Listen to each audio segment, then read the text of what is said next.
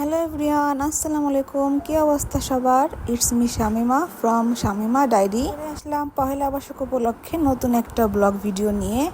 আশা করি আপনাদের ভালো লাগবে ভিডিওটা।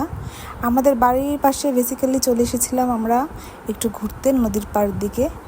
এখানের ভিউটা জাস্ট ওয়াও, আপনারা নিজের চোখেই দেখতে পাচ্ছেন। আরও সামনাসামনি আরও সুন্দর, খুব নিরিবিলি একটা পরিবেশ।